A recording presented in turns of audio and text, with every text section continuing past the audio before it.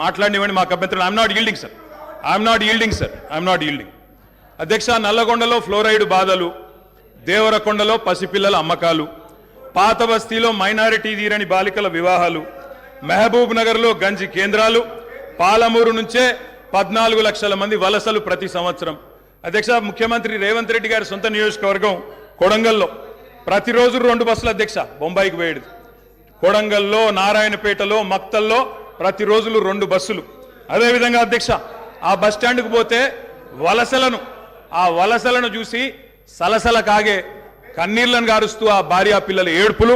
అదేవిధంగా 50 ఎకరాలున్న రైతైనా సరే అధ్యక్ష, తెలంగాణలో ఆనాడు కాంగ్రెస్ పరిపాలన ఎంత గొప్ప పరిపాలన అంటే అధ్యక్ష, మహబూబ్ నగర్లో 50 ఎకరాలు ఉన్న రైతైనా సరే గుంపు మేస్త్రిగా పనిచేసే దుస్థితి అధ్యక్ష. హైదరాబాద్కి వచ్చి కూలీ చేసుకునే దుస్థితి.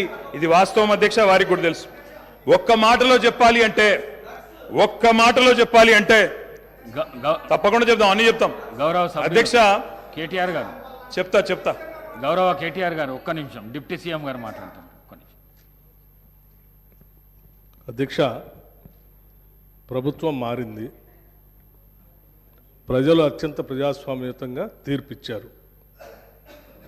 మేము చాలా విషయాల హృదయంతో ప్రభుత్వం తరఫు నుంచి చాలా స్పష్టంగా చెప్పాం. అత్యంత ప్రజాస్వామ్యయుతంగా సభను నడుపుకుందాం,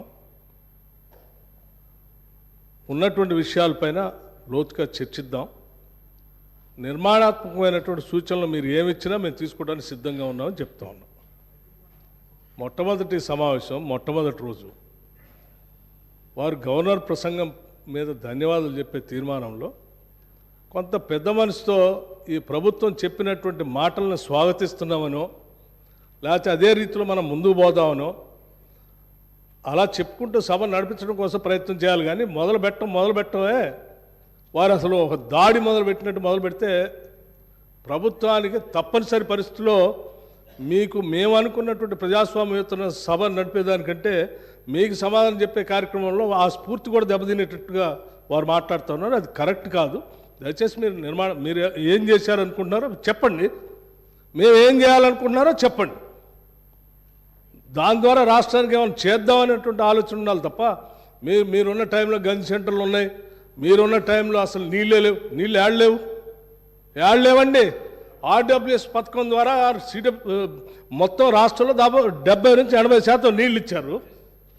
మా ఆదిలాబాద్ నుంచి నేను ఖమ్మం వరకు చెప్తాను, నేను ప్రతి ఊరితో సహా లెక్కలతో సహా చెప్తాను. చివరి గోండుగూడల్లో కూడా మీరు చెప్పినటువంటి ఆర్డబ్ల్యూఎస్ దాదాపు 43,000 కోట్ల రూపాయలతో ఖర్చు పెట్టారు.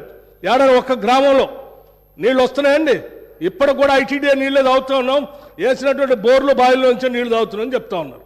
మళ్ళీ అదేదో పెద్ద గొప్పగా చేసినట్టు చెప్తున్నారు. మీరు వచ్చిన తర్వాతనే నల్గొండలో నీళ్ళు వచ్చినాయి, అంతకుముందు నల్గొండలో నీళ్ళు రాలేదా? ఫ్లోరోసిస్ ఎరాడికేషన్ కాలేదా? మీరు వచ్చిన తర్వాత జరిగిందా? మీకంటే ముందే జరిగింది.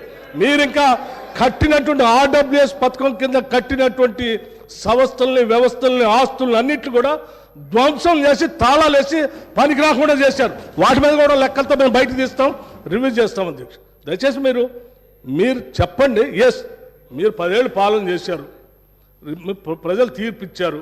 ఈ తీర్పిచ్చినటువంటి తీర్పు ద్వారా రేపొద్దున ఇంకా భవిష్యత్తులో ఈ రాష్ట్రాన్ని ఇంకా ఎంత ముందుకు తీసుకొని పోదాం.